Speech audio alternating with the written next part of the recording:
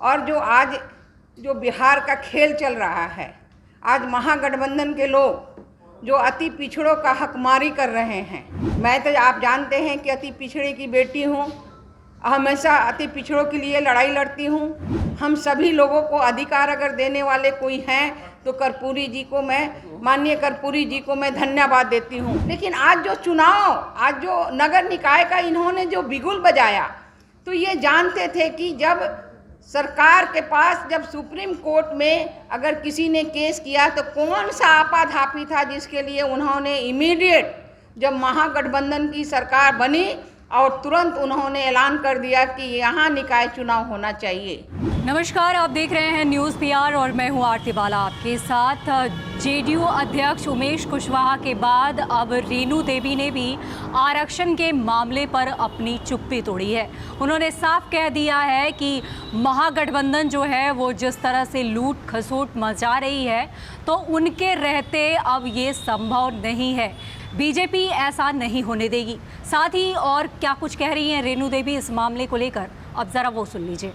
धन्यवाद देती हूँ कि आप सभी लोगों ने आया और आज सबका मैं दशहरे के बाद में हार्दिक स्वागत और अभिनंदन करती हूँ सभी चैनल के हमारे पत्रकार बंधुओं को।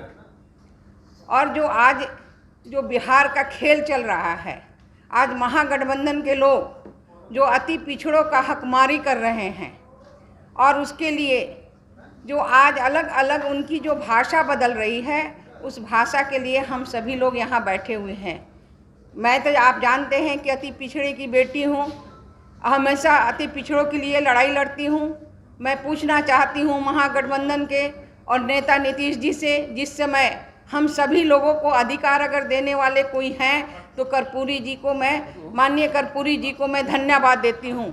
उन्होंने पिछड़ा से अति पिछड़ा किया और अति पिछड़ा में कुछ ही लोग सेलेक्टेड थे, लेकिन इन्होंने जब आवश्यकता महसूस हुई तो लोगों को जोड़ते गए और आज अगर उसकी संख्या देखें तो बहुत ज़्यादा ही संख्या है।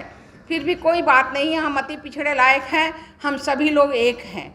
लेकिन आज जो नगर निकाय का इन्होंने जो बिगुल बजाया, तो ये जानते थे कि जब सरकार के पास जब सुप्रीम कोर्ट में अगर किसी ने केस किया तो कौन सा आपाधापी था जिसके लिए उन्होंने इमीडिएट जब महागठबंधन की सरकार बनी और तुरंत उन्होंने ऐलान कर दिया कि यहाँ निकाय चुनाव होना चाहिए।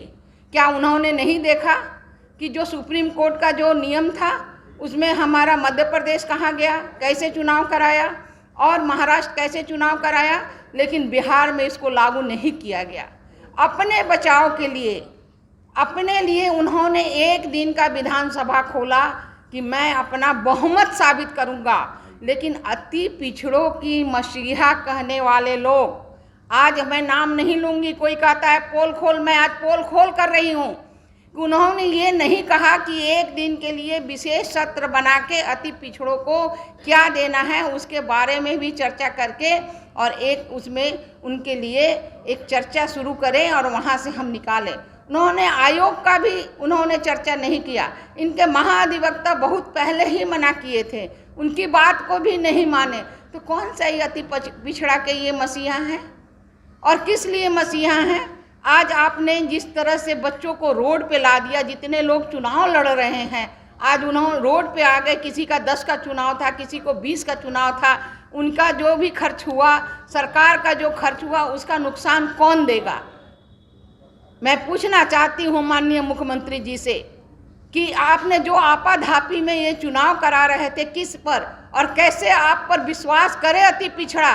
आपने अति पिछड़ों का विश्वास तोड़ा है। और अब मैं आपसे कहना चाहती हूँ कि आपके जो लोग कहते हैं कि पोल खोल, मैं पोल खोल करना चाहती हूँ कि आप एजी का रिपोर्ट जो है उसको सार्वजनिक करें, आयोग बनाकर उसका करें, आयोग का रिपोर्ट सार्वजनिक करें और गणना करें कि हमारे जो अति पिछड़ा कितने हैं और हमारा कितना हक अधिकार बनता है। उतना हक अधिकार हमें मिलना चाहिए, नहीं तो हम सड़क पर जाके हम वहाँ पर जो है आंदोलन करेंगे और अपने हक का हम मांग करेंगे। तो सुना आपने, इस दौरान रेणु देवी ने यह साफ कर दिया है कि अति पिछड़ों की जो हकमारी हो रही है, महागठबंधन जिस तरह से अति पिछड़ों की हकमारी कर रहा है वो अब नहीं होगा। बीजेपी इसके खिलाफ मोर्चा खोलेगी। साथ ही उन्होंने ये भी कहा है, हम भी अति पिछड़े जाति के बेटी हैं, बहू हैं, ऐसे में हमारा भी कुछ फर्ज बनता है। हमने पहले भी आवाज़ उठाई है और आगे भी बीजेपी इसके खिलाफ आवाज़ उठाती रहेगी। ऐसा कुछ कहते नजर आई मंत्री रेणु देवी। तो आपको बता दें कि इन दिनों जो है आरक्षण मामले को लेकर जो माहौल जो है वो पूरा गरमाया हुआ है, जिसको लेकर अब वाद विवाद की जो प्रक्रिया है वो लगातार शुरू हो गई है। ऐसे में कभी बीजेपी तो कभी जेडीयू के कई मंत्रियों ने अपनी बयानबाजी दी है। हालांकि इस दौरान सबसे बड़ा मुद्दा जो है वो आरक्षण को लेकर है। इस दौरान और क्या कुछ तस्वीरें बदलती है और क्या कुछ देखने और सुनने को मिलता है, उससे भी हम आपको अपडेट कराते रहेंगे। आप जुड़े रहें न्यूज़ बिहार के साथ।